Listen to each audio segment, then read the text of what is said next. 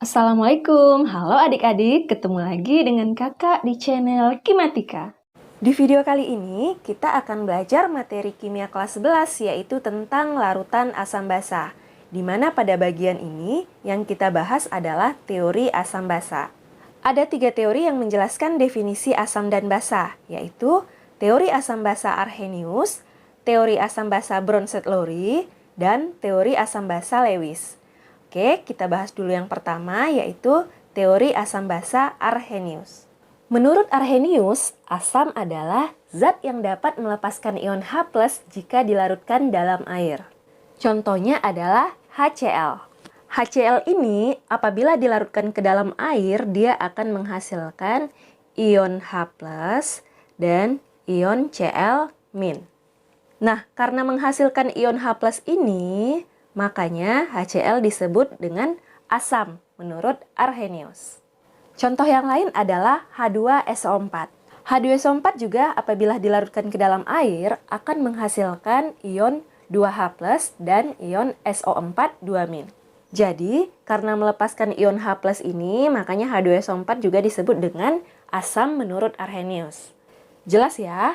Kemudian untuk basa, menurut Arrhenius, basa adalah senyawa atau zat yang melepaskan ion OH- jika dilarutkan dalam air. Contoh, NaOH. NaOH jika dilarutkan dalam air maka akan melepaskan ion Na+ dan OH-. Jadi, karena melepaskan ion OH- ini, makanya NaOH disebut dengan basa menurut Arrhenius. Contoh yang lain, misal CaOH 2 kali, maka jika dilarutkan ke dalam air akan terionisasi atau menghasilkan Ca2+ dan 2OH-. Jadi, adanya ion OH- ini, makanya CaOH 2 kali disebut dengan basa menurut Arrhenius. Oke, jelas ya?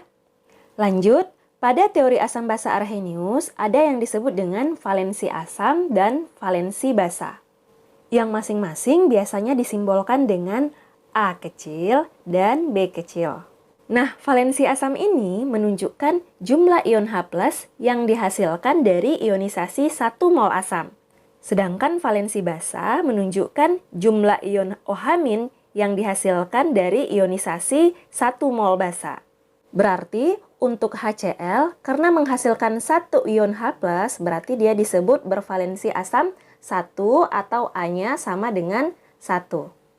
Sedangkan H2SO4 karena menghasilkan 2H+, berarti valensi asamnya atau A-nya sama dengan 2. Kemudian untuk NaOH menghasilkan 1 OH-. Jadi kalau 1 tidak perlu ditulis ya jumlahnya. Oke, berarti ini valensi basanya adalah 1 atau B-nya sama dengan 1. Dan CaOH 2 kali karena menghasilkan 2 OH- berarti dia bervalensi basa 2 atau B-nya sama dengan 2. Kemudian, jika asam bervalensi 1 atau jumlah ion H+-nya adalah 1, maka disebut juga dengan asam monoprotik. Jika valensi asamnya 2, disebut juga dengan asam diprotik. Kemudian, jika valensi asamnya 3 atau jumlah ion H+ yang dihasilkan sebanyak 3, berarti disebut dengan triprotik. Nah, untuk triprotik ini contohnya adalah H3PO4. Untuk reaksi ionisasinya bisa dicoba sendiri ya. Kemudian untuk basa, jika basa bervalensi 1 atau B-nya sama dengan 1, maka disebut juga dengan basa monohidroksi. Jika valensi basanya 2 disebut dihidroksi, dan jika valensi basanya 3 disebut trihidroksi. Nah, contoh untuk basa trihidroksi adalah AlOH 3 kali. Reaksi ionisasinya adik-adik bisa coba sendiri ya. Oke, kita lanjut ke teori asam basa yang kedua, yaitu teori asam basa Bronsted-Lowry. Menurut Bronsted-Lowry, asam adalah spesies yang memberi atau donor proton. Proton itu H+ ya. Sedangkan basa adalah spesies yang menerima atau akseptor proton. Nah, berarti teori asam basa Bronsted-Lowry ini didasarkan pada serah terima proton. Setelah asam mendonorkan protonnya, berarti proton atau H+-nya berkurang 1 ya. Maka asam akan membentuk basa yang disebut juga dengan basa konjugasi. Sedangkan basa, setelah menerima proton, maka proton atau H+-nya bertambah 1 dan membentuk asam yang disebut juga dengan asam konjugasi. Nah, asam dengan basa konjugasinya atau basa dengan asam konjugasinya ini disebut juga dengan pasangan asam basa Bronsted-Lowry atau pasangan asam basa konjugasi.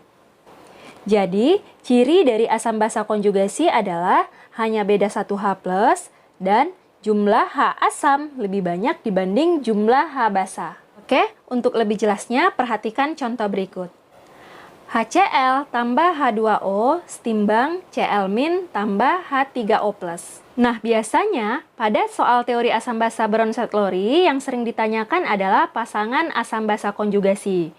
Ingat, pasangan asam basa konjugasi hanya beda 1H+. Berarti HCl pasangannya adalah Cl-, H2O pasangannya adalah H3O+. Jadi, masing-masing hanya beda 1H+. Berarti, pasangan asam basa konjugasi yang pertama adalah HCl dengan Cl-, kemudian yang kedua adalah H2O dengan H3O+. Nah, lanjut, sekarang kita akan menentukan mana spesies asam, basa, asam konjugasi, dan basa konjugasi. Ingat, jumlah H asam itu lebih besar dibandingkan dengan jumlah H basa. Berarti untuk HCl dan Cl-, si HCl ini adalah asam karena hanya lebih banyak dibandingkan dengan Cl-. Oke, jadi HCl asam, Cl- adalah basa konjugasi.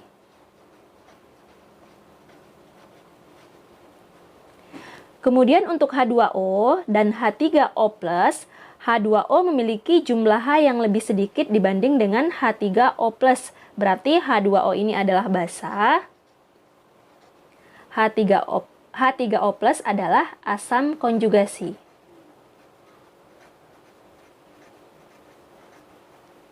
Oke, jadi hanya beda 1H+. Oke, sekarang kita hubungkan dengan teori asam basa Bronsted-Lowry. Kenapa HCl ini asam? Karena HCl memberikan proton atau H+-nya ke H2O. Berarti H2O menerima proton ya, atau menerima H+, makanya H2O disebut dengan basa. Setelah HCl memberikan proton, berarti protonnya atau H+-nya berkurang sehingga membentuk Cl-. Oke, nah sedangkan H2O setelah menerima proton atau H+, maka H+-nya bertambah membentuk H3O+. Oke, jelas ya? Ini adalah contoh yang pertama, sekarang kita lanjut ke contoh yang kedua. NH3 tambah H2O setimbang NH4+ tambah OH-. Oke, kita tentukan dulu pasangannya. NH3 berarti berpasangan sama NH4+, karena hanya beda 1H+, sedangkan H2O berpasangan dengan OH- karena hanya beda 1H+ juga. Berarti, pasangan asam basa konjugasi yang pertama adalah NH3 dengan NH4+, yang kedua adalah H2O dengan OH-. Sekarang kita tentukan asam, basa, asam konjugasi, dan basa konjugasi.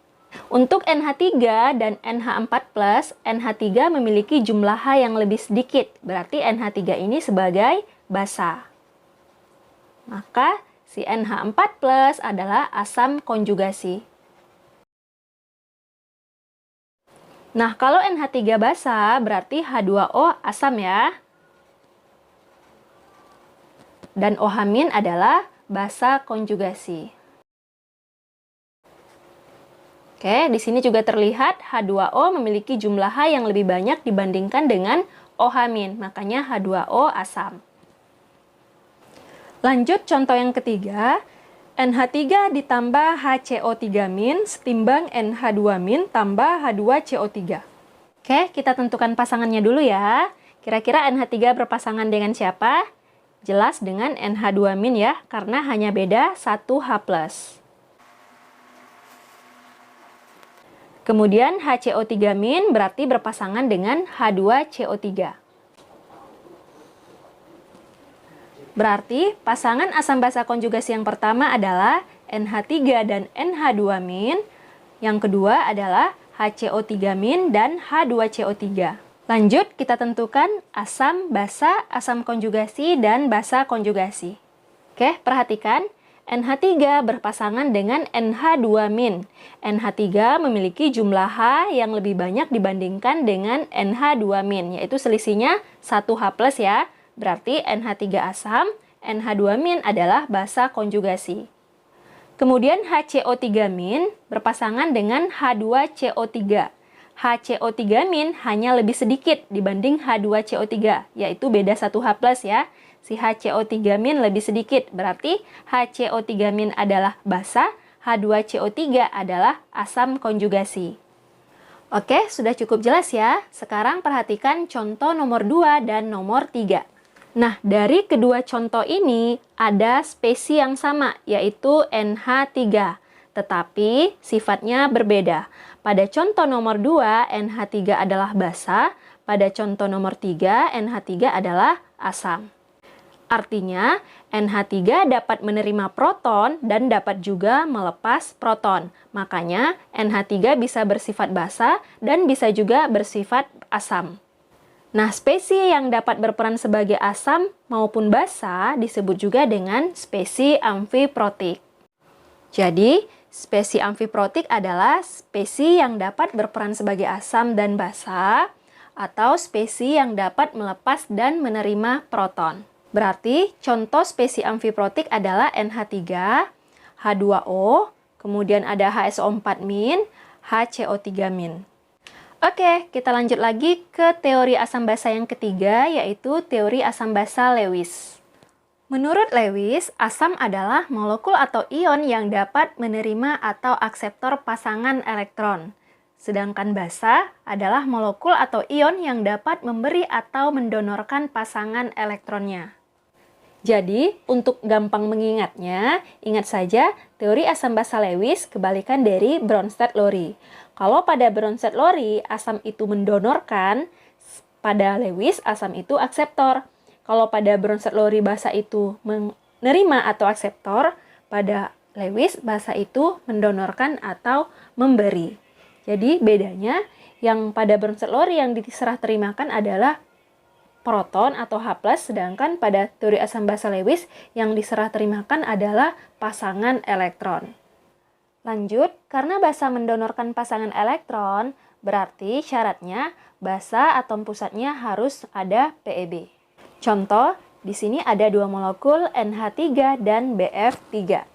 Nah, untuk menentukan mana yang asam dan basa menurut teori asam basa Lewis, berarti kita harus membuat struktur Lewisnya ya. Untuk NH3, atom pusatnya adalah N, berarti letaknya di tengah.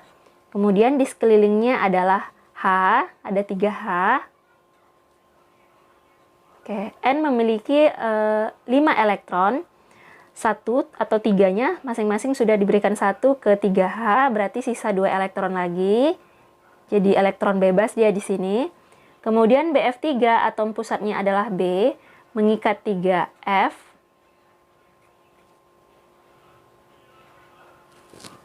Oke, elektronnya si B adalah 3, sudah habis ya, sudah diberikan ke 3F masing-masing 1, berarti B tidak punya pasangan elektron bebas. Berarti dari struktur Lewis ini bisa kita tentukan mana yang asam dan mana yang basa. Berarti NH3 adalah basa karena memiliki pasangan elektron bebas, sedangkan BF3 adalah asam. Nah, si NH3 ini akan mendonorkan atau memberikan pasangan elektron bebasnya ke B. Sehingga NH3 dan BF3 berikatan membentuk NH3BF3. Dan jika kita buat struktur Lewisnya, jadinya seperti ini. Nah, ini adalah pasangan elektron yang diserah terimakan. Oke, cukup jelas ya? Nah, sekian dulu untuk video kali ini. Terima kasih. Wassalamualaikum warahmatullahi wabarakatuh.